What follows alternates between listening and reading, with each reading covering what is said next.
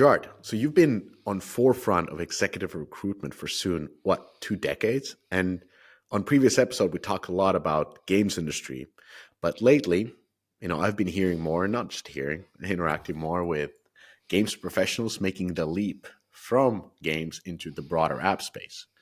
What's driving the shift, and why now? Thanks, Mishka, and thanks for having us on the show again. I think you're right. I think we're seeing this real growth in an era we sort of call games plus or consumer plus type apps, particularly, but actually it's broader across the technology stack. And I think there's a couple of things that are driving this. One is games has become a much more mature a sector, right? If you go back to pre-2010, I think just perception-wise, and I'm curious on your own experiences here, Mishka, but perception-wise, games was seen as quite a niche area, targeting quite a niche demographic, right? It's quite particular type of people who play games and people who made games. And I think so awareness, and you see this across the stack, right? You see it from investors. We're not really investing in games, right? There's a handful of games-focused, like probably two games-focused investors. Now, probably you and I could come up with a list of 20 in Europe or something like that, right? So you've seen that expansion of capital. You've seen more recently private equity becoming a lot more interesting in it. You've seen, some senior shifts on executives sort of moving between the two areas.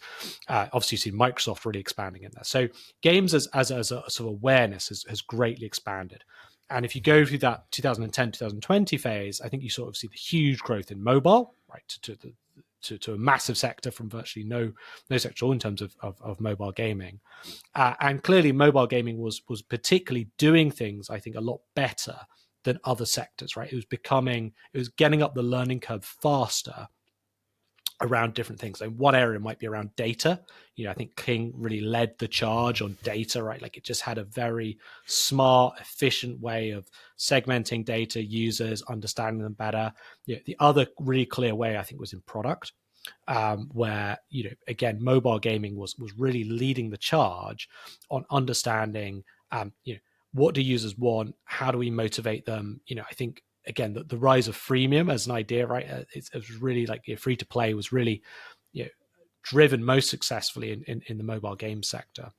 And if we look at to where we are in 2025 today, I think, we're in that post where there's a lot of that talent which has now matured over that period. So you've got more mature executives, you've got people who've been through these sort of places, and they're no longer, it wasn't just startups, they sort of go from startup to scale, or they've come in at a more scale. And a lot of companies are now, over the last 5 years have been looking at, okay, how do we take that talent and those ideas and apply it to our own products. And I think, also can't not talk about Duolingo, right? Who obviously, I think, the Duolingo effect, right? And again, I think particularly 3-4 years ago, probably like the buzzword of gamification was around a lot. How do we gamify this, right? And we saw a lot of bad attempts at this, right? Or difficult attempts, because it's not easy, right? If it was easy, everyone would be doing it. So I'd say probably sort of 4 or 5 years ago, we saw that gamification element. I would say we're now in a slightly more advanced element of that, where actually we're seeing not just this sort of, so gamification for our users, obviously this idea of taking a consumer app like Duolingo is a good example and making it more like a game, right? Bringing in features and designs like a game. So that's one element. Now I'd say we're also seeing, though, other ideas come in. So one is around technology, right? So people are now building more in Unity, particularly, and therefore they might want engineering talent from the games world, right? Like they might, and it might have a more sort of engaging feel from it. So they want to bring in an engineering leader who understands that. So that's one area. Another more subtle area is sometimes around the areas of monetization. So it might be nothing. It might not be gamified. Yet, if you're building something that is free to use and doing microtransactions, in-app purchases through your mobile consumer app, then you might want to go to mobile games because clearly that knowledge and understanding is far advanced. So we've seen the rise of the company that doesn't even look like a games company, who is mysteriously saying, like, we want somebody from games, right? And doesn't really necessarily know that market, but they want to come in and find that person to help them grow and drive and understand their users better. A few things that I've noticed, for example, is that companies really hate the word gamification. By companies, I mean app companies. And the second part is definitely the point of game apps bringing more and more of the app store revenues. But I wanted to ask you of like these app companies hiring gaming people, um, what's the type of a background of a person that these app companies are looking for? Like you mentioned, product understanding. You mentioned especially live ops and monetization, probably growth. Like what are the type of characteristics or skill sets that are being looked at? Web stores. You've seen what good looks like, but have you seen great? AppCharge is the direct-to-consumer platform backed by the likes of Supercell and built by monetization pros from Moonactive, Playtika, Huge Games, and others. People who know the difference. AppCharge powers over $500 million in transaction a year for top studios, optimizing every detail. Deeply personalized web store offers custom-made design, industry-leading monetization features, in-game payments, SDK, and more. 70% of top grossing games already have a web store, but the ones scaling fastest, they're doing it with AppCharge. Learn more at appcharge.com.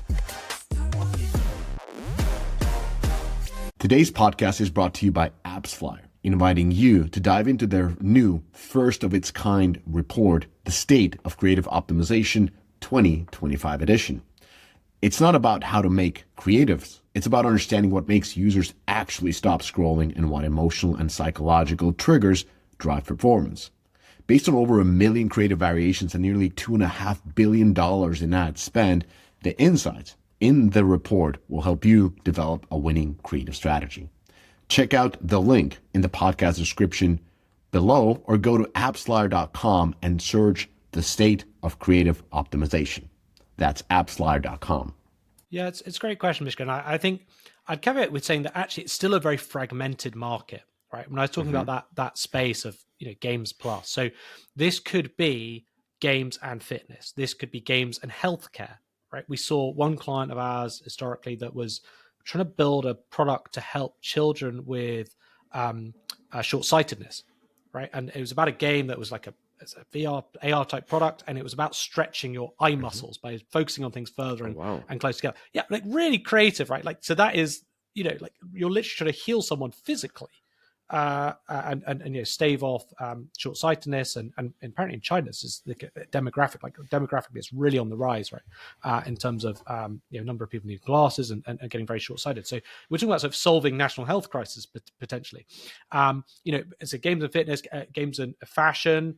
It's a big rise of that. I think it's still sort of nascent, but a lot of interest in that sort of space of accessorizing. Games and learning is another area, and it's good to treat them all. Games and media is another area. It's good to treat them quite separately, right? There's not this like nice of games plus bucket where you can sort of like map them all out and go like, here's the bucket. It really is sort of subsectors of those bigger markets that we're talking about. So the sort of the needs are quite individual to whatever you're trying to do, because if you're trying to build a fitness app, it's very different potentially from if you're trying to build a training app, right? Like, or something like that. So it can vary. But I would say, to answer, I think the clear answer to your question is monetization. That's a big area. So business performance, live operations, product, sort of sitting within those areas. Potentially feature design as well, so product features or design features. Design could be another area. Again, if you're looking for, depending on the look and feel you're going for. Again, in Europe, perhaps. So the pool of design candidates is not as strong in particularly Western Europe as in other areas. So you're looking at games as perhaps a relatively stronger market. I think there's more strength in, say, North America. Technology, engineering there as well. And occasionally I think you could look at sort of COO type roles, but there. So I'd say those are the main ones. I think if you look at something like marketing or finance, those functions, I think they've always been more fluid across the different sectors anyway.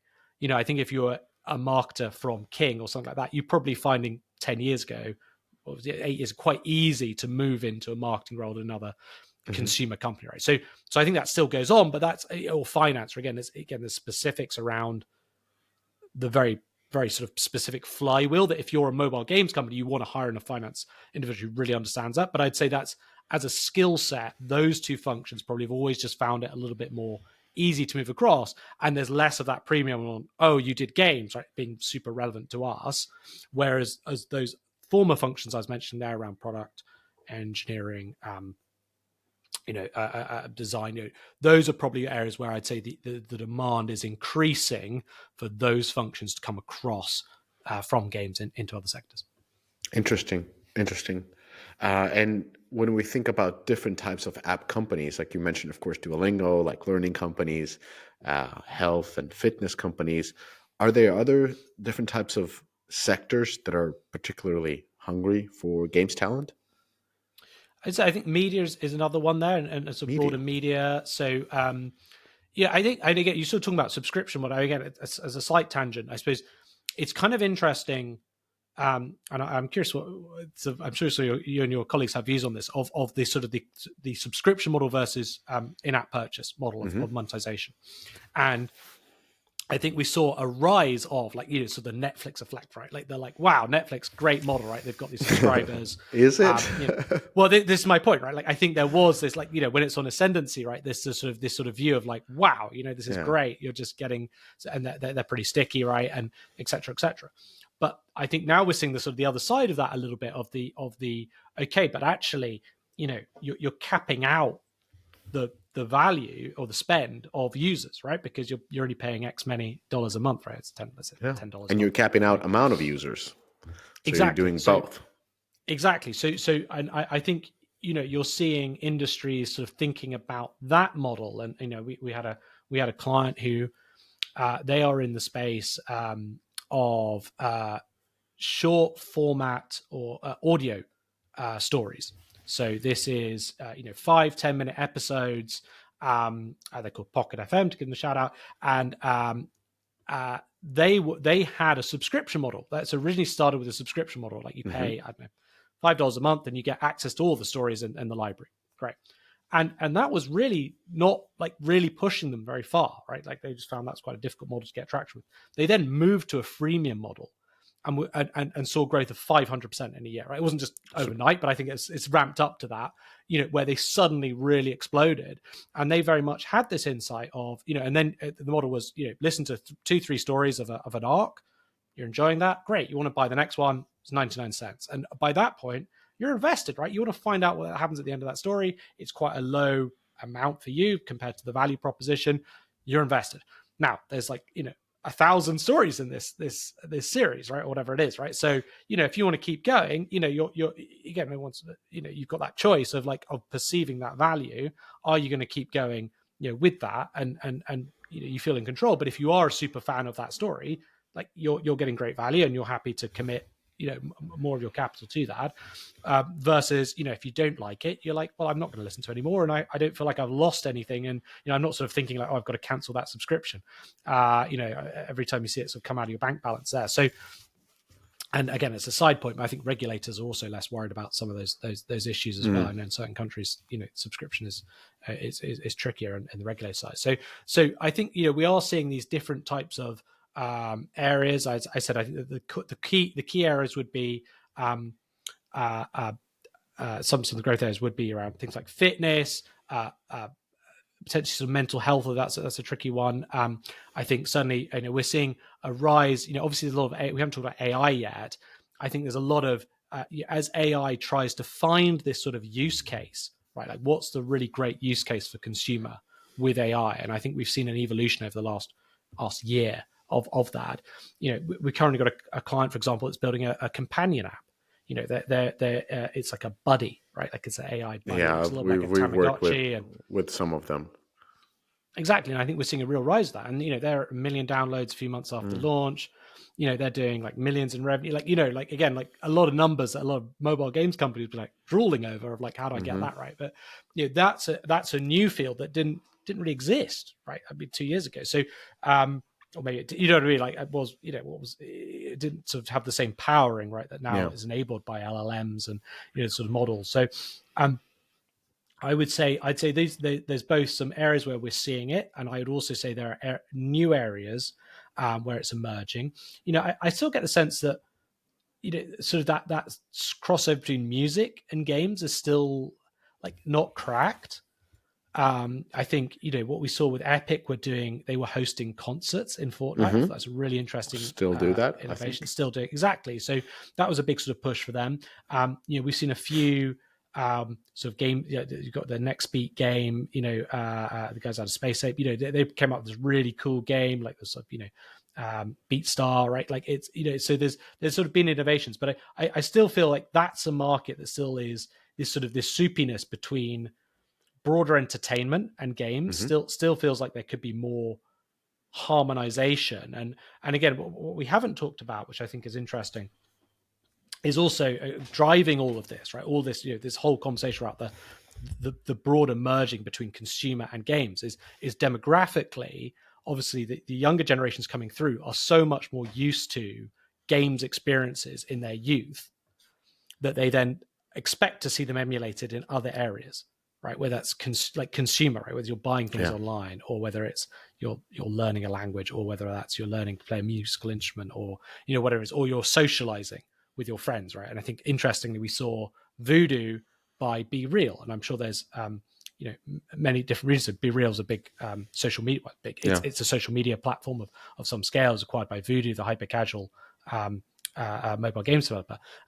So we're seeing this, and again, I don't think we've seen the flow through to the product, but it's kind of interesting. Like that dynamic is kind of interesting, right? So I think we're going to see this sort of the Roblox generation, if I can call them that, right? That played a lot of Roblox from their kids, and now they're young adults. Their spending power is going up, and that is also a driving factor of the so the joining of the two worlds. Whereas I suppose if you're sort of boomer generation or like millennial or something like that, maybe you expect to have things a little bit more categorized, right? Like you don't expect your banking app to be like your Candy Crush app, right? It's just you don't put those together because you're like, well, that's mentally you don't sort of queue them up. And I'm not an expert on Gen Z, Gen A at all, but from the outside, I think that's a really interesting, like hard to understand demographic from the outside, because their way of thinking, the way that they're consuming content, the way that they're being influenced in what they want is very different, I think, from previous generations. And that has a flow through to the product, and it has a flow through to both games, but then, as I said, games is then flowing through to broader consumer.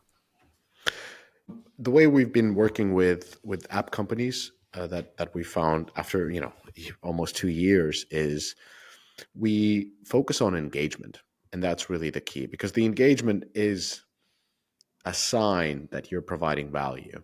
I know that many of the app companies, and you can see it in reviews, that when they have those below 3-star reviews, it means that they're trying to monetize really quickly with that subscription sign up. So they do a perfect onboarding flow, promise you the moon, get you to subscribe, and then get complaints and 1-star reviews that this is a scam.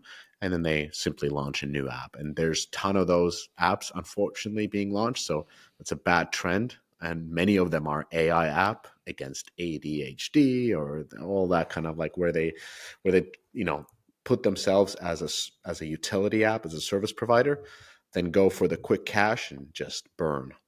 So focusing on engagement, that's something that we've, especially on the product side, have been doing. Monetize, like it's acquire, retain, monetize. And so if specifically adding progression mechanics into apps, which they currently don't have, has been a really fun challenge. Because if you consider, like, if you've been watching Netflix for 10 years now, is it any difference for if I started watching Netflix today? It's like, yeah, it's a little bit personalized to your taste, but doesn't really celebrate you as a decade-old customer, and doesn't open up specific things for you as a retained customer that you would lose should your retention plummet. So yeah, those are kind of elements. That's a really interesting point you pick up there about Mishka. It's about like, how do you treat customers differently, right? Like, how do you personalize that experience? And again, I think it's a really interesting one for mobile games, actually, because it's sort of emphasized, right, in mobile games, because you have to keep producing content for your users. And I see this a lot, particularly with mid-core games, more than casual games, right? Like if you load up a 10-year-old mid-core game, right? Yeah. It's a horrible experience often, right? You're getting like so many pings about stuff, and like there's just so much overwhelm there.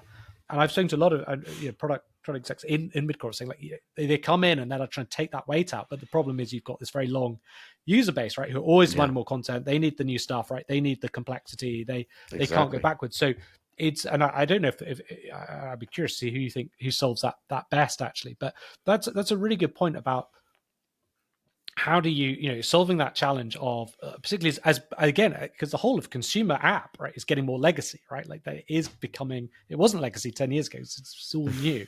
But like how do you keep it fresh, and how do you keep it evolving? And Netflix is another good example, because they're obviously trying to bring games in, and I'm sure you've done all sorts of teardowns on this. And I think it's, they're on their second run, let's put it that way. yeah, well, I don't Unsurprisingly. know. Yeah. Rather cheekily, they all changed. The other week, I thought there was massive change going on at Netflix. So they all changed their profiles, but they'd all changed to working for a company for. There was a Black Mirror, because they're doing some Black Mirror tie-in. So I thought I had a moment of like half an hour. I thought like all the games team at Netflix had left, but all they'd done was just they're doing what Supercell did with the Moco. It's with like, Moco, please stop. Yeah. Everyone's please going stop. No, it's not going to stop, Mishka. Oh my god, it's disgusting. Like once it's fine, but then when somebody does it like 2 months later, it's like, come on. Yeah, it was a little bit derivative, but there we go. But what's the other thing? Oh, the other thing is now, again, so it's a slight tangent, but obviously I don't know where it's going to go out. But the other day, the Oblivion got launched, the remastered with no marketing, and now everyone is agog about like the way to market is not to market, and I'm not quite sure. Again, there are better people to talk about that, but I'm sure we'll now see a wave of sort of mimicry of trying to find innovative ways of highlighting things. But as to drag us back on topic, so I think but Netflix is an interesting one as well, because obviously they're trying to really experiment with bringing in these games, both games that are making themselves, but actually as well they're also making a lot of games on Roblox as well. So they are both there's games in the platform, but they're also trying to like think about their IP and spinning that out. And again, actually, that's, I'm sure you're seeing this. I think a big trend that we're seeing clearly with mobile games, right, is the conservatism of launching without an IP behind you, right? Like we're seeing that with a lot of our clients.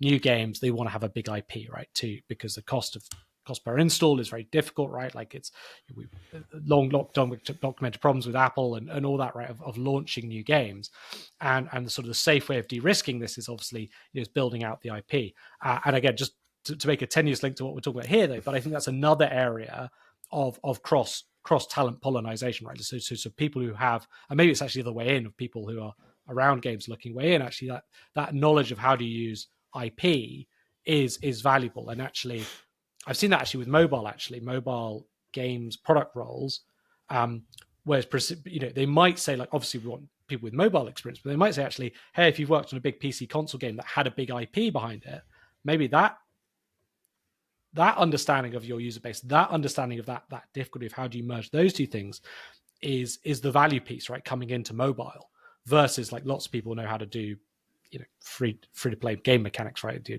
operations, etc. So that might just be to reverse the trend a little bit of like, where is games bringing in new talent that it wasn't, so as opposed to like going the outflow the other way.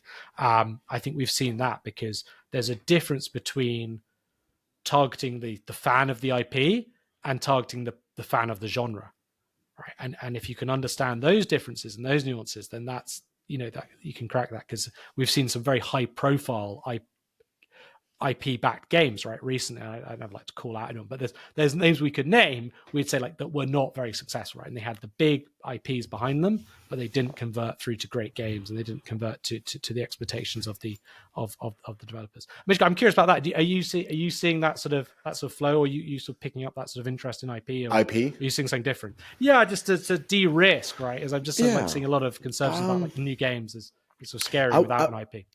Well, I would say new games are always scary.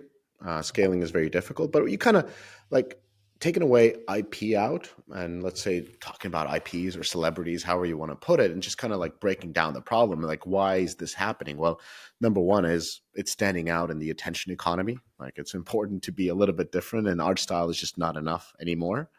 Of course, what you mentioned is increase in UI efficiency. So you would assume that your CPIs go down, your store conversion rate goes up, and perhaps even the first time flow and kind of like the trust of the player towards your game increases, because you're not just another puzzle game, strategy game, card game, solitaire game. You're the game that is, that has a Spider-Man in it, or Marvel, or Star Wars, or LeBron. But again, that's not a guarantee. And when you consider the CMOs, probably the type of people that you're looking for, why do they use these different IPs? It's, of course, they have a pressure to scale these new games. So that's number one. Yeah, their user acquisition channels might be plateaued. It might go really expensive really fast. And so they're trying to, make the UI more efficient, staying out of the crowd, and so forth. There's a brand positioning, like brand has become more important in mobile gaming. It's like now your game actually is aimed for somebody, and not, Meta doesn't find that somebody to play your game. It's like you actually have to know who you're making this for and why they should be playing this. And most importantly, when we look at the companies that are actually scaling, like launching and scaling new games, those are big companies now. And big companies sit on big war chests. And when you sit on big war chests, like, what's a $10 million on a campaign with, I wanted to say Kate Upton, but that was with 10 years ago. But let's say it was Shakira or somebody else. Like, now it's much easier. I like where you updated your reference to Shakira. Yeah, I think it's also like that's an old lady. I wouldn't say old lady, but I wouldn't yeah, say she's that at all. I'm like Jennifer Lopez. Oh yeah, actually no, but kind of speaks of the longevity of their IPs, if you will, of their. But in the end, like, they always, put it around ROI. But it's not that you just slam in an IP and it's an instant success, as you said. But of course, having that experience of working with IPs is important, because let's say I have a couple of IP games that I've done, and when I talk to studios that are for the first time engaging with an IP, they think it's going to be this magical process where they get a seal of approval, a set of a set of assets and promotion from that IP, and everything is going to be hunky dory. But they don't understand the approval processes and all the elements that go around it. So I totally understand that there are companies that are looking for using IPs, and also looking for people who have experience working with IP holders, because that is a whole different ballgame. Game devs. We know that great gameplay is what players love, but integrating metagame features like challenges, progression, rewards is crucial for retention and monetization. However, coding them is a tedious and time-consuming process. That's why top studios have turned to Hero. Hero provides a complete suite of battle-tested metagame features that are quick to implement, letting you spend more time on the core gameplay experience. Ready to ship fully featured, engaging games? Check out Hero today by clicking the link below.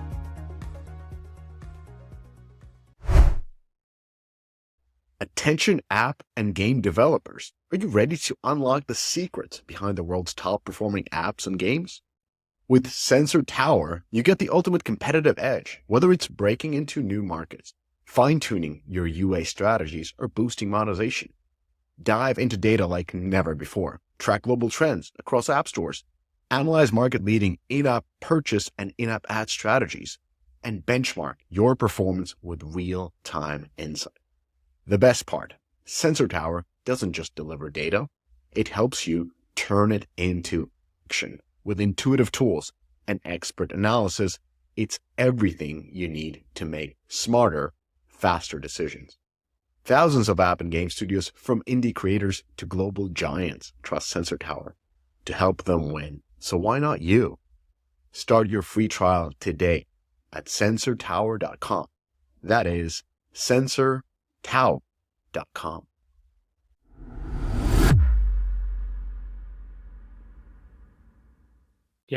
Yeah, and I think you're right there. So that is a different ballgame with those IP holders, and I think as we're touching on it as well, and we're sort of joking about the Moco, which I thought was a great launch. Right, again, I thought the launch was fantastic, and I think the team over at Supercell did a really great job with that. Yeah. Gorilla, really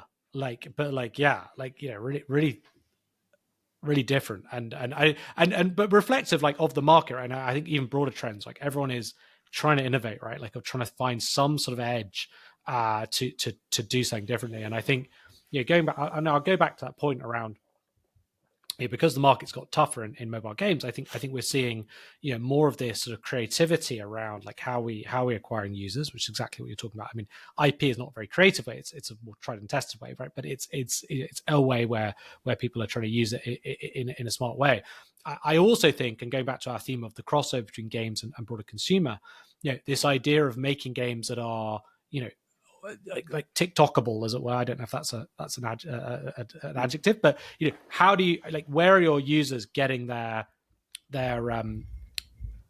inspiration, right? Or what are the motivations that's pushing you to play a game? Is it, hey, this is fun, or is it, hey, I feel part of a community, right? Or hey, I'm emulating some sort of trend online that I'm excited by. And I think we saw that with was it Brawl Stars? I think that got that right. Like it am I right in thinking the one of the Supercell games? Part of the revival came, as I understand it, almost to the surprise of some of the Supercell team who are saying, "Wait, this game's like really picking up again after a period." Yeah. And it was because it got this very loyal following through some social media influencers, right? And then that encouraged them to put more money into more thought into to honing the live ops right around that experience. And I think that now in the design of products, and I know a startup in Barcelona, it's just raised a really decent Series A, 7-figure Series A from well-known investors. And their thesis is around like building in that sort of should we call it like social media friendly dynamics to it. So I won't go into exact dynamics because it's a bit of secret sauce there, but it's around sort of thinking like, how could this be friendly for a streamer to promote our game, because it's actually promoting their own brand, right? That's sort of part of it. And again, we've seen one client who told us this for $50. I think it was $50. They gave an influencer to like play around with their app, and it got something like 7.5 million views, right? Mm-hmm. So I know we're sort of moving so broader, but we're seeing that sort of, again, this change of consumption, this change of how people are acquiring, and therefore, whether it's consumers thinking, okay, well, if I bring game elements in it to make it more friendly or make it more like something you want to share online, and therefore like you're more likely to consume yourself and then share and network that effect. I think we'll see more of that just because it's such a painful experience going out and acquiring users and costly through sort of more traditional methods that you would have done 10 years ago, right? It was just a different world. Yeah, I can see that. I can see that. It's just hard. It's very hard when you essentially take away the growth driver of what literally made the market what it is, which is performance marketing, and say, hey, let's go back to picks and shovels instead of computers and algorithm. It's bound to the growth stops. That's what we're seeing is happening, especially on the game side, and we're seeing naturally games resorting to brand marketing, using IPs, using celebrities, using more streamers.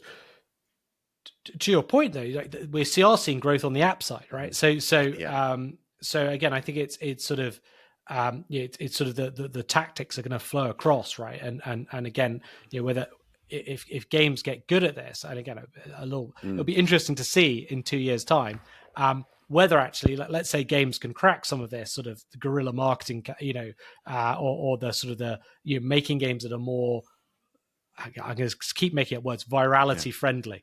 That's a new term. Whether they can master that, whether again there might be a spurge of companies in 2 years' time saying like, oh, we need someone from like Dream Games. Like I want the person from, probably won't be Dream, but it'll be from X company who hasn't even. It's not weird, but it'll be the company from X company that doesn't even exist right now, but in 2 years' time has set the bar for how they got massive traction. And we saw something like Among Us, right? That game really exploded through COVID. Sort of COVID, but COVID, and online streaming, right? It was, I think, they got this wave of it was fun and you'll want to be a part of it. Mm-hmm. I think it's a fun game. Is it 1,000 times more fun than any other game out there? Probably, relative to success, but it managed to hit that exact bar of just, and again, I think Helldivers perhaps too, and they hit these sort of community aspects where you're you're really wanting to be a part of that. And I think that again, I think we're seeing that with it's already inbuilt with some, like if you're on a social network, it's already inbuilt, right? You're on there to be on your friends, but how do you like grow that, or how do you gain an edge? I think games is an interesting way of showing that. Yeah, the biggest difference between games and apps is that apps actually have a value proposition that they deliver. And yes, they tend to be missing all the engagement mechanics that come in that supercharge what you're doing, but they do have something that they are offering. And because you're using this app, whether it's a meditation app, whether it's a productivity app, whether it's a streaming app, you are downloading it to get certain type of value. And I was kind of thinking about, like, because apps have a value and games arguably have a negative value, you could say that. Mm-hmm. I mean, you're not like you are. I think it's a very sort of Calvinistic Protestant type approach. It's a Calvinistic. Entertainment has a negative value.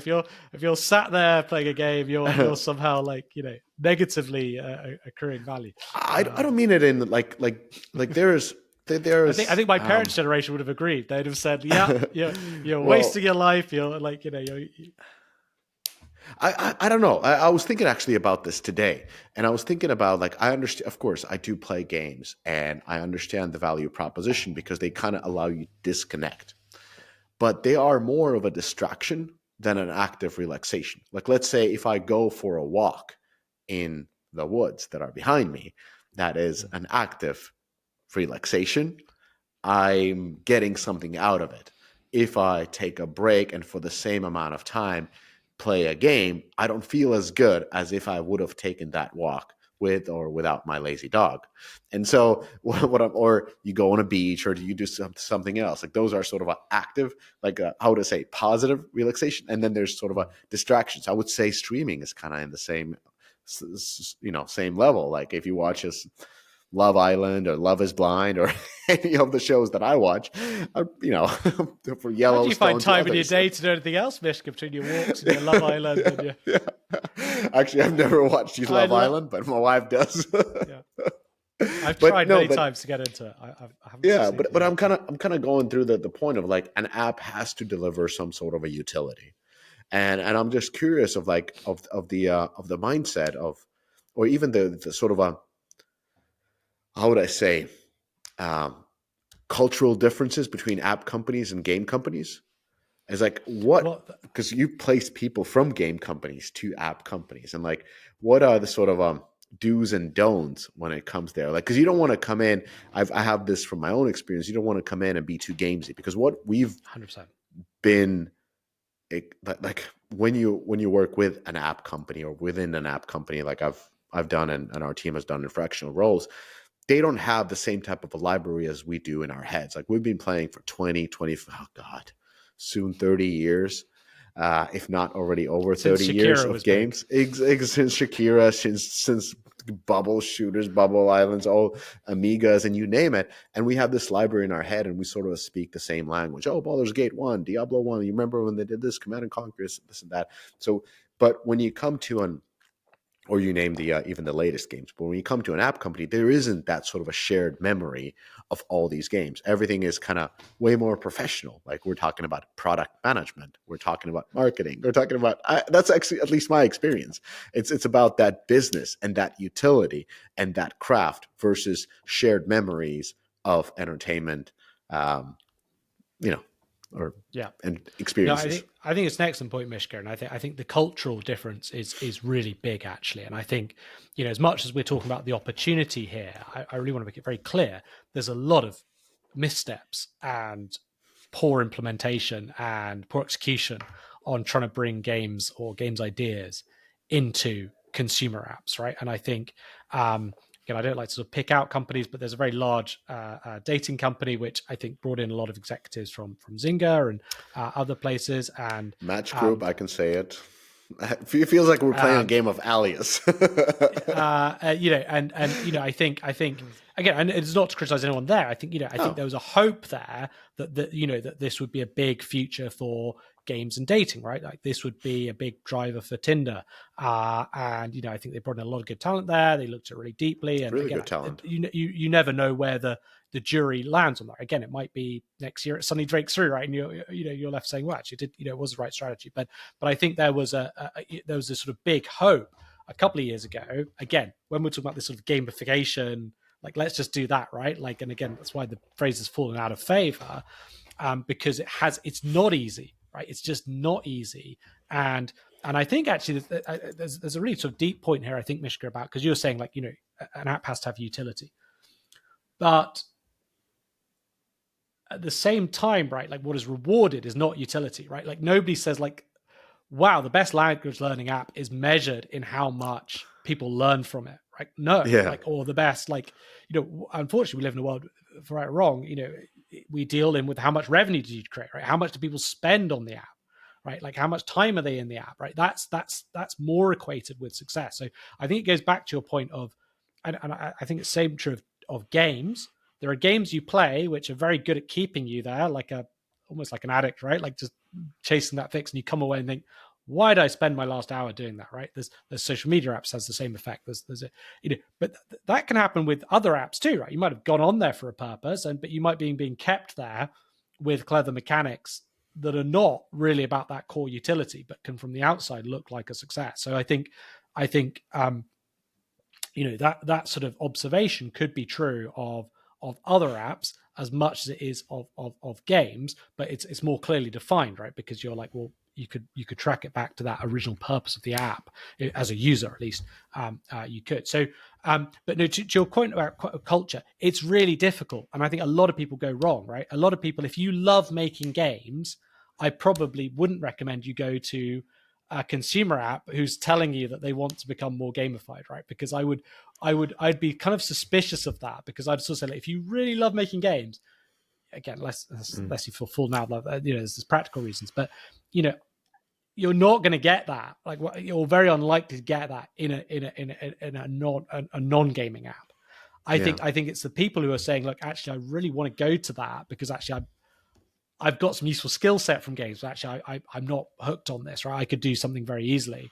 And those people are much more likely to succeed, because I think from the other side, right, from the consumer app side, they don't understand the bridge. They don't understand the difference of creativity, of, as you talked about, like that shared knowledge of games, right? Where you're also thinking in the same way about, like, oh, it's really cool. Like, you got that anthology of from Command and Conquer on to, like, Warcraft 3 to StarCraft 2. Like, you're able to like map out in your head, like the evolution of the RTS or whatever it is, right? Whereas, and there's a sort of way of thinking about that and a way of doing product which is very different. So we have seen examples of it being successful. I think of a great example of a language. It's not a language, it's an educational app backed by Andreessen Horowitz, raised tens of millions. They're building in Unity, right? This is quite serious stuff. This is about training nurses. This is about training scientists, doctors, right? It's really like, social utility type stuff. It's actually more sort of B2B2C as a model. But they're building in Unity. They want to make it engaging for the user. There's no monetization in the app. Engaging, not gamified, engaging. That's exactly. And they want to create a narrative, like, because actually, again, when you sort of realize people like feeling parts of narratives, again, it's another thing that games do, is, right, helps you create some sort of sense in the world. And we could go down a really deep rabbit hole there of whether you're watching Love Island or whether you're learning Greek or, like, whatever you're like, what's your purpose in life, right? Is actually one like more valuable than the other. But this I think has social utility and a clear utility to the world. But they're building in Unity, and they're using a bit more of a narrative storytelling that lifts it up from reading a textbook, right? Rather than reading a textbook about, okay, like if you're with a patient and they say X, Y, Z, you should say, it's kind of quite dry. Again, some people love that learning. Some people are really turned off by it. Whereas now you're in a 3D environment, it's not in a VR, but it's on your PC, and you've got a patient in front of you. They're talking to you. They've got voice. You can go to the other side of the room. You can check their notes. It's a little bit more interactive and feels more like the real world. I think we're seeing that in military applications. I'm not an expert on that at all, but sort of people sort of, how do you deal with these situations? Let's say you're a medic, right? Like a combat medic or something like that, rather than having to deal with that situation for the first time live, right? Like you could use training, and obviously they do some real life training as well. But so there's sort of lots of applications there, and that we put a CTO in there for them. They ended up being a CTPO, Chief Technology and Product Officer, but their background was in games. They really knew how to use Unity. They knew how to use Unreal as well, so they could give them a perspective on that, whether that's a better engine, a different engine, whatever. But they understood the product goals. But then they'd actually moved out to a non-games app for a little period, so they were quite an easy fit in because they'd seen both sides of the coin already. So that would be a good example. But as I said, there are lots of bad examples, not bad examples, but it just didn't work out. So I think I'd have a lot of sort of caveat emptor, a lot of sort of like warning. If you're looking at making that move, really think like how much you're going to miss the games making, because I see people who go across and they say I miss games making, or the why so too big. So this is an interesting topic. Games industry is not doing particularly well. That's not a surprise. Apps industry is doing well, and they are hiring people from the games industry, and yet a games industry professional feels like it's the end of the world if they have to go to work at an app company, even though they use apps all the time. I find this really confusing. Well, I think some people are really actively looking for it. I mean, again, I don't know if you've seen this, but I probably see people are a little bit more jaded about mobile gaming. It's shocking to hear, right? Certainly, it's just become tougher. Again, I think there's been a lot of M&A in the market as well. There's been a lot of churn, which also brings in political issues, cultural issues. So I think if you look at the last couple of years, we've had the acquisition of Zynga. Zynga had made a bunch of acquisitions before then. Like Take-Two had made acquisitions on both sides. Activision has been acquired. Activision's been acquired. The King itself was it was an acquisition. So Tencent is as I understand, I don't know what we're hearing, but sometimes becoming more involved in companies that they were previously less involved in. So that's bringing in about time. Well, there we go. That's a hot take. I should do a hot take spicy episode on that. But again, we're seeing at time of recording, because we're living in a very fluxy world. But at time of recording, we're seeing tensions between obviously China and Russia. So again, some of these Chinese China and Russia. China and the US. China and the US. Sorry, yeah. If at time of recording that's true, then the world has changed. But, exactly. We don't know when this ships. It might be everything changes. So fast. We're in World War III, where we we're in the bunker doing the next one. Choose your faction. Gosh, yeah. I think that was trailed in like Command and Conquer 4 or whatever 3. I think that was the next. We're going to be living it. We're seeing those dynamics behind the play. So that's created a lot of churn behind the scenes, right? And obviously a lot of money got invested at the peak, right? So again, that creates tension. Whether you're a VC, I think the VCs are feeling the pressure, right? I don't know how much sympathy they get on deconstruction fund consistently. I know you have some of them on, and you get a lot of love for them sometimes, but there's no sympathy for VCs. No, special place. We like them. They don't deserve any sympathy. Yeah, okay, but they are. They don't need any. They don't need. Actually, they don't need it. They do deserve it, but they don't need it. But they're under pressure, right, for raising new funds. Right? Again, if you invested in a vintage of like 2020 to 2021, right? Like you probably it's a write-off. Exactly, it's very difficult, and it's sad because I think we're seeing some. I mean, it's energy. You still see games. You think, well, actually, you've got a good team, and if the expectations are lower and you haven't raised at such a crazy valuation, maybe you've got something here that could go forward. But it's just never going to meet. You're sort of stymied by timing. I don't think it's about the expectations. It's more of, okay, so you've raised $10 million and you've spent it on development, and now you need additional 20 to basically go through your soft launch, and maybe 50 to actually launch the game, and then another one, and so forth. It's like, it doesn't make any sense because you're not going to return it. And VCs are in the business of return, with the multiples being what they are with games, like Plarium's, multiples between 1 to 2x revenue, maybe 4x EBITDA at max. Those are not great multiples nowadays. So they're a fraction of what they were before. And because of that, it doesn't make any sense to invest into games because you're not going to return your money. That's why VCs are pushing out. And that's why private equity is coming in, because private equity's model is essentially just making things much more efficient. So they're buying stuff because it's cheaper now and just squeezing the lemon. Yeah, I mean, it's off topic, but we are again. But I think it is on topic of of actually sort of the crossover of sectors, right? Because again, we saw a lot of VCs come in that 2010 to 2020 period, right? Tourist And now VCs we're especially, seeing, and bigger funds. and now we're seeing that the private equity guys coming in, right, as in the second wave of saying, and what they seem to really like are these games, particularly some of these games you just never heard of. They've been quite quiet. I know a couple of games that are being bought, and I have to admit, I hadn't heard of either of the games, but they're doing, good revenue, like 20, 30 million, like Yes. really solid, great Yeah. game, got loyal play. And, they're not the most, they're not Just the, easy $30 million in a year in revenue, have been pushing it out for the past 10 years, and those cash cows are acquired by private equity. And I know that because we advise on those acquisitions, and they are acquired by that value, and they are looking at like, can we increase this revenue? It's not needed for this business case to work, but can you increase the revenue of this 10-year-old game? That's typically one and of the that's, consulting again, projects we engage with. and I appreciate that there's sometimes, and to your listener base, I think there can be a real suspicion of capital, right? Like coming in, right? And of sometimes I sort of see it, but I think private equity is particularly poorly understood in the games market because it just hasn't been there very long. And I think never. that, as you said, I think that what they really like is defendable niches, like predictability of revenue, defendable niches, like something they feel is going to be cash generative. Yeah. They feel like, again, they can do some financial wizardry. So I think it's actually a really good thing for the ecosystem because it brings in a different discipline. Whether it'll be good for individuals within that system, we'll see. But interesting take. I've rarely seen that somebody would say that private equity entering a sector is a good sign. I think it is. Well, I'll defend it because I think they have a very different perspective and clarity on financial discipline and on discipline of a company. So again, it probably not at the more. I think when they were trying to do what the VCs were trying to do. So again, like Blackstone, I won't name names, but they invested in a company and they invested at the height, and it was a big acquisition for them. And I think then the market hit turbulence, and it was a more volatile play than probably private equity would usually go for, right? And it didn't sort of work out. So that was like an experiment, right? As we can see there.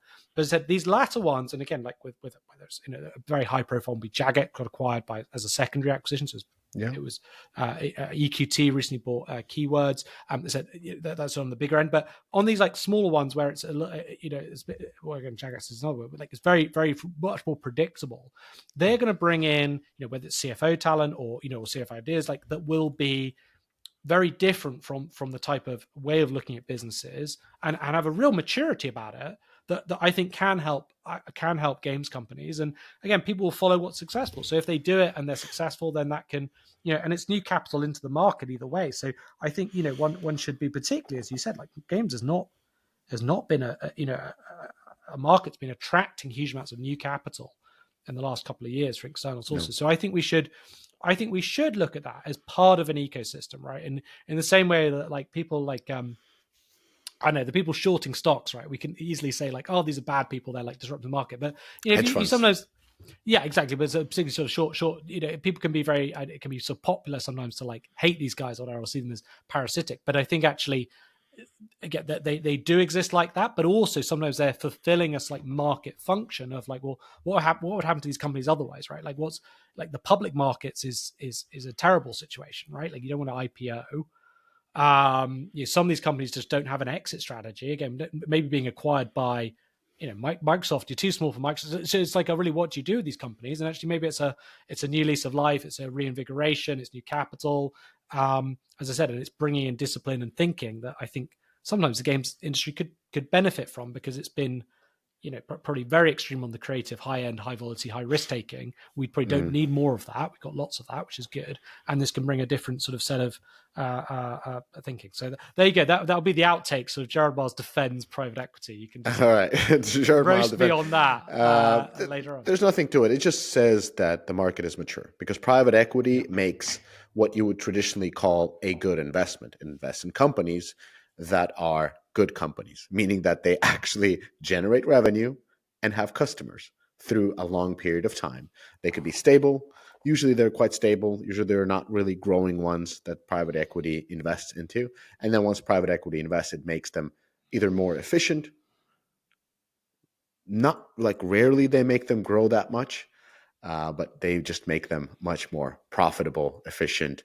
In case of Scopely, of course, their private equity is essentially Savvy, and Savvy is essentially Saudi Arabia. And that's a little bit of a different private equity play. But typical private equities are, as you explained, companies that acquire these 30 million a year, 10-plus-year-old titles that we kind of knew, but we didn't know that they're that profitable. And they just operate them, milk them, and they provide an exit to the founders. And they are coming in because the VCs are out, because VCs invest into the future, into the mega growth of that company. And the mega growths are just not coming anymore in gaming. So that's why we got private equity. Yeah. And again, like, it's also sometimes just again, they can just do some very smart things already. When you've already got capital coming through the system, they're very good at being very clever about that to really increase. Very good. I don't think very good.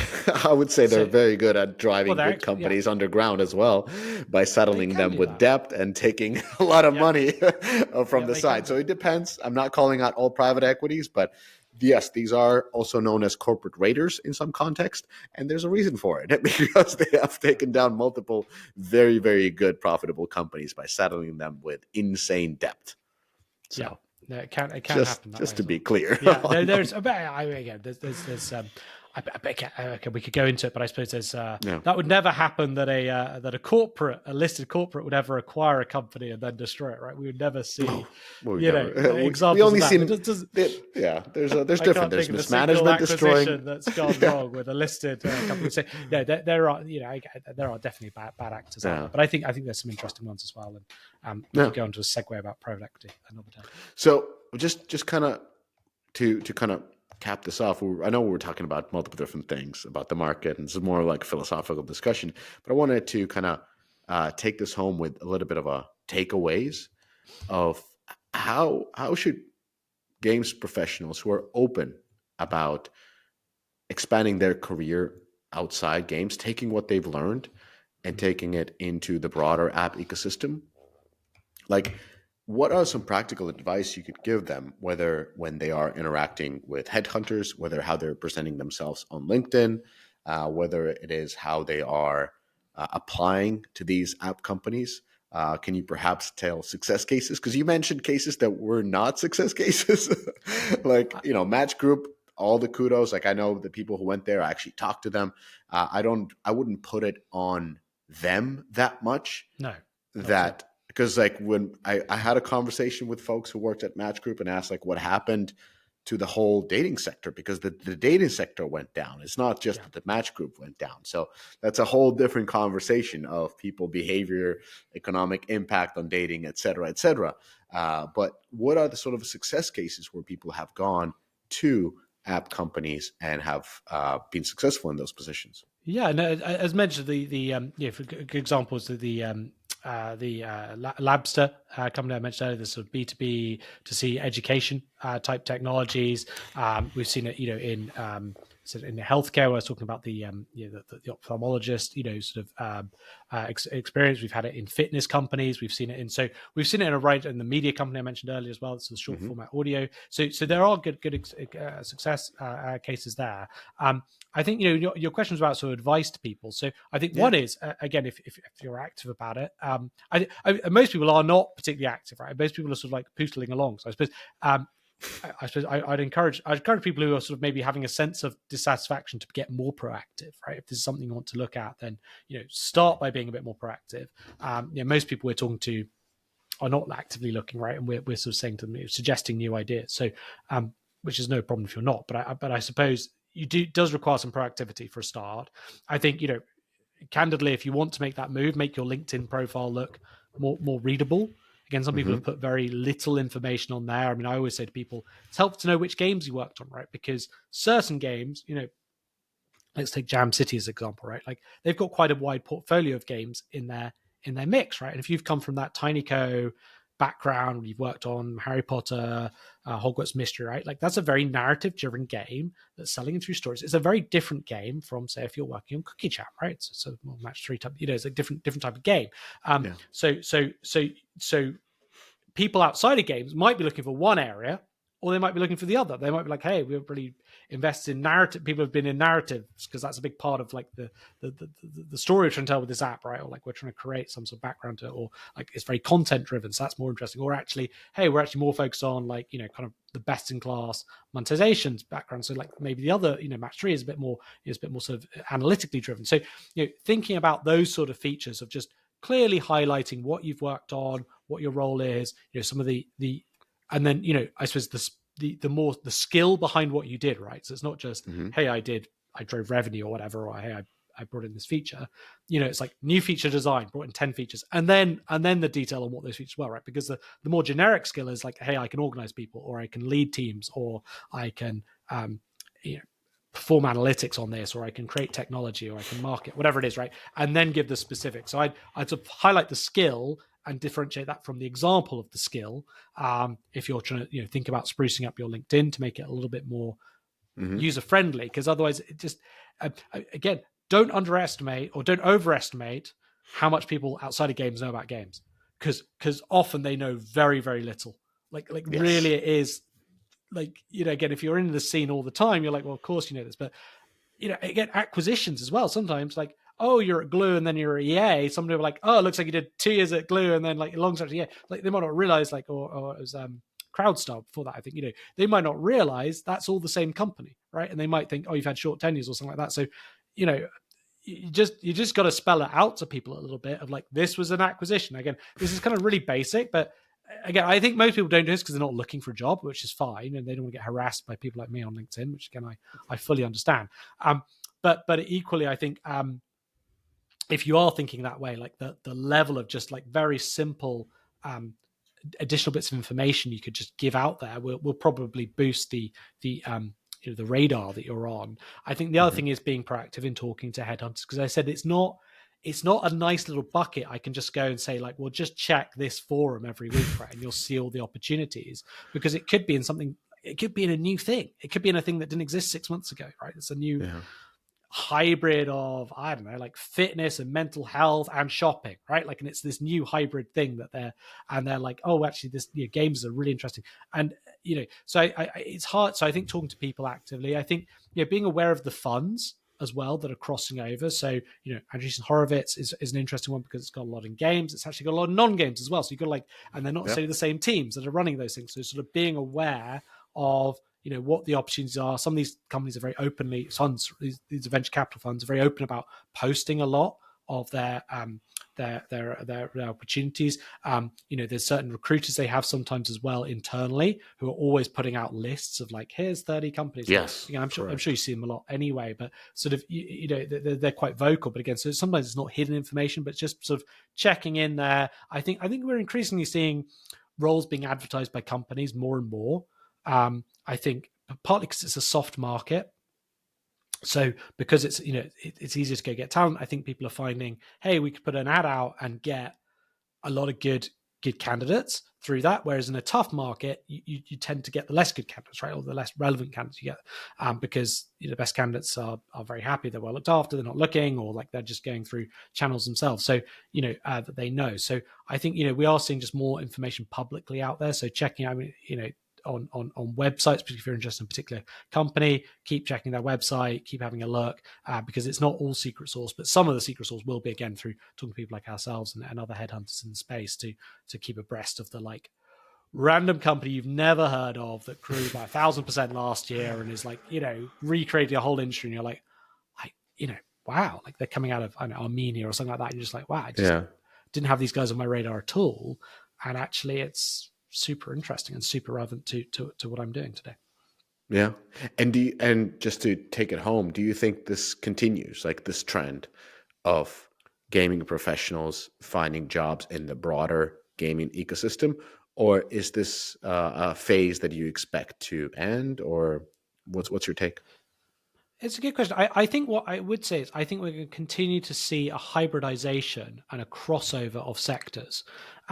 So again, I go back to sort of like, I think you go back 10, 20 years ago, you'd be like, well, why do I want to do, you wouldn't want to do different things. You'd mentally categorize, I don't know, renewing your car insurance as a completely different sort of experience from like going out and having fun with your friends, right? Like, but nowadays through mobile particularly, right, we're doing it on the same device now, so it's sort of brought together. It's no longer one would be done in person over here, and like physically what you're doing in different spaces is just very different, right? It's now more aligned, and I think generationally we're going to see that again, just this increased crossover where we see themes from our childhood. I mean, what do we see like millennials buying now? Nostalgia, right? Like, Yes. don't come out with Elder Scrolls 6, come out with Oblivion Remastered. And like, I worry that game will be more successful than, probably in Starfield, right? Like, so there's like this huge nostalgia play like we're seeing, right? And the same for films, and so like this generation, are they going to want the nostalgia, right? Are they going to want like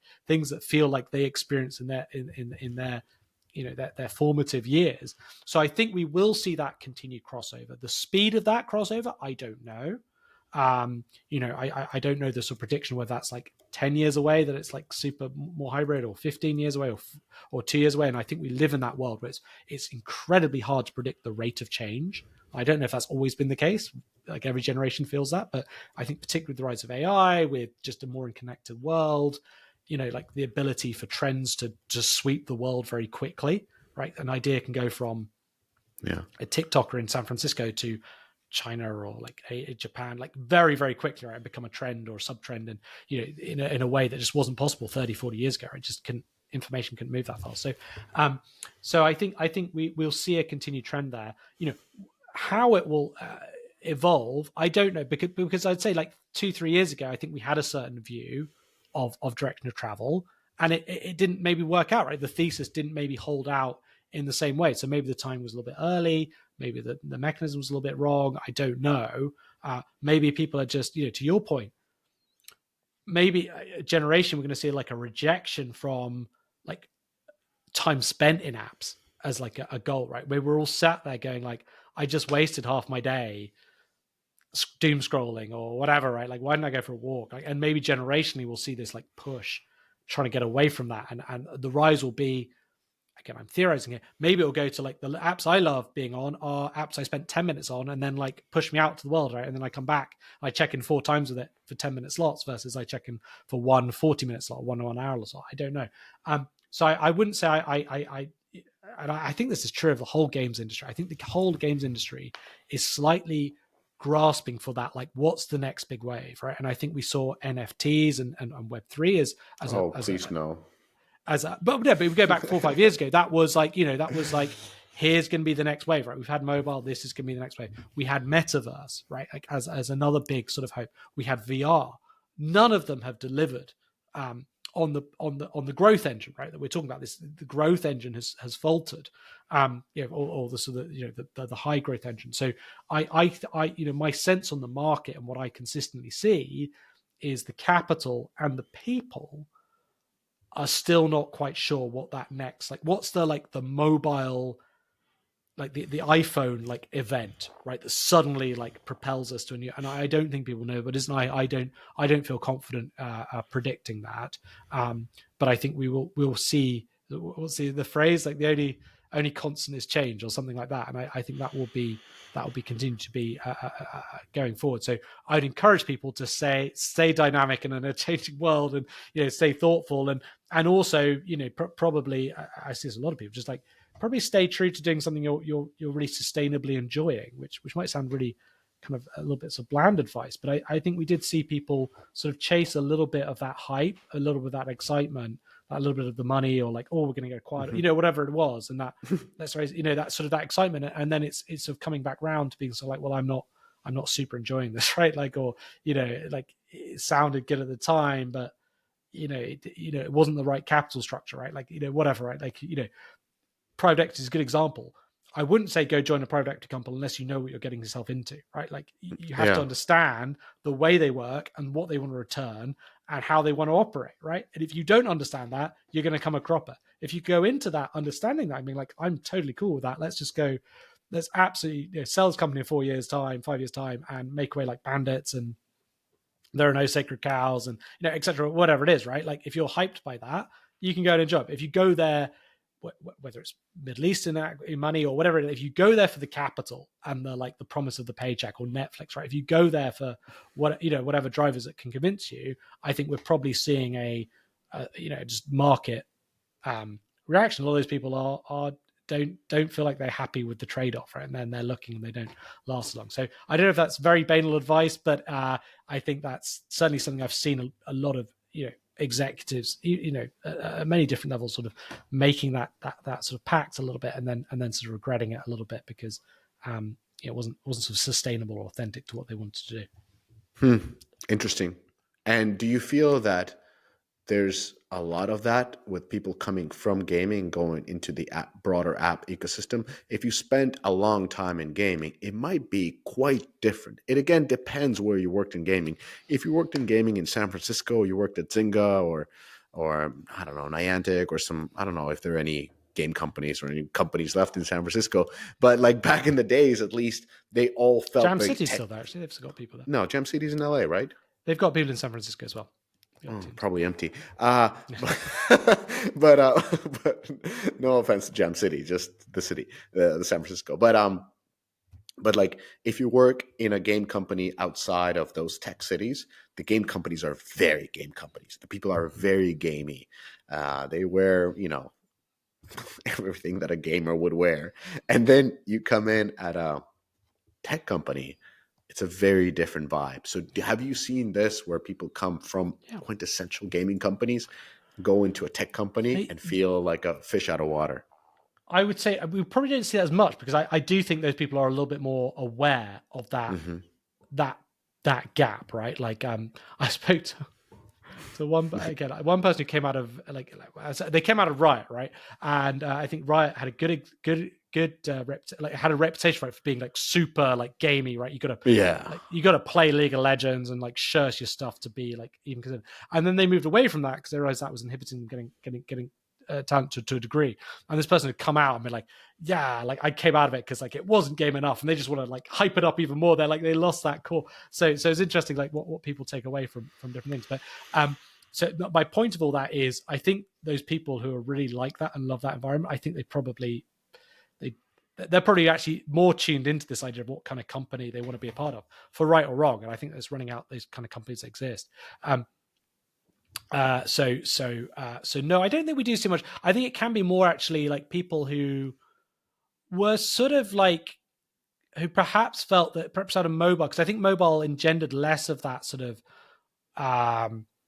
like gamers type feel to my experience than PC consoles. So if I think of like Blizzard or Riot, right? Like those are to me the epitome of like we're gamers, like, the old school Blizzard, right? Like it was like, this is I think if you looked at King, I don't think culturally the people at King, were like super like we're gamers, right? Like I think they started real money gambling, then they sort of pivoted around a bit, and they came across Candy Crush, and and it was a great success. But I think again they were very data focused. They were always very pragmatic. They were focused about a lot of fun and entertainment. But I don't think they had this sort of culture of like, well, like you gotta like how much you playing like COD on the weekend, right? Like it was, I don't get that sense, right? That's the people. So some of these people I think are sort of more, perhaps feel like the culture is more transitionable, but I think that's where you get underestimated actually, that it's not actually culture, but it's sort of it's culture, but it's sort of ways of doing things. And sometimes it's just creative industry, right? Like you're inherently in a creative industry. So these things sometimes take time, right? Like they take iteration, they take imagination. I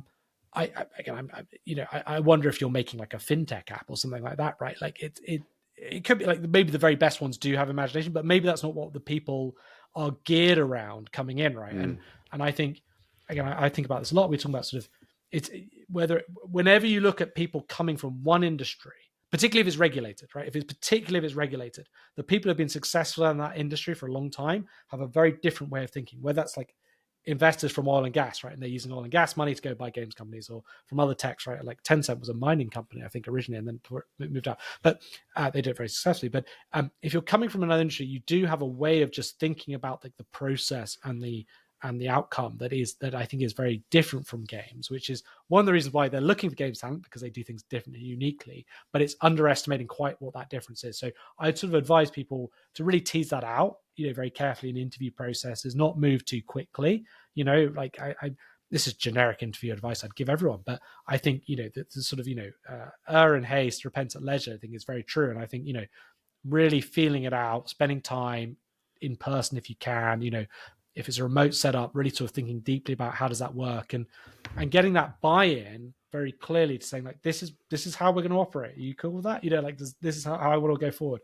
Does that work in this industry? Like, really teasing out the differences ahead of time, I think is good advice for any job, obviously, but I think particularly when you're looking at, I don't assume that the client, also the hirer, is aware of all the differences, because it could be you're sort of assuming like, well, they know it's different, right, and they're okay with that, so I'm sure it'll be fine, right? But you might underestimate or overestimate their knowledge of like how different it is in a creative live ops environment in a mobile game versus whatever they're doing in their industry. Yeah, I think that's a good advice. On my side, having worked with app companies, I feel I've enjoyed truly working with app companies. I would say it's a different level of professionalism. It removes a lot of the opinionated layer that we tend to have in games because of our extensive backgrounds of what we feel works and feel doesn't work, and how we stand for the players based on our gut feeling. It's much more professional, if you will. It lacks that passion a little bit, but the passion tends to come if the people are really into the utility that app or that service provides. So that comes through to that aspect. But I would say in the end, it's like when games professionals move and expand their career to other sectors, take the key learnings, what you've had. On my side, it's been especially the product aspect, and when we talk about product and the engagement elements that we can bring and that we would work on with their product, those really resonate, because in the end it's about improving the metrics, and that's the universal language of business growth. So it tends to work at least on the product side, and it has also worked on the marketing side. But again, I don't know if game designers are probably not the type of people that most companies, app companies are perhaps looking for. It's more on the product and marketing side and tech. Yeah. All right. Well, on that note, connect with Gerard Miles, Mission One, on LinkedIn. Link below in the description. And Gerard, thanks again for a philosophical conversation about apps, games, and the world. Always a pleasure, Mishka. Thanks for having us on. Thanks, everybody, for listening, and have a great day. Thanks for listening to the full episode. Now, did you know that Deconstructor of Fun isn't just your favorite industry podcast? We're also a bit of a consulting powerhouse. Now, whether you're launching your next hit, scaling your live ops, or vetting your next acquisition, we've got you covered. From market research and go-to-market strategy to live operations tuning and due diligence, our team of experts works with the top names as well as the rising stars of the industry. So if you are building, publishing, or buying, don't do it alone. Do it with us.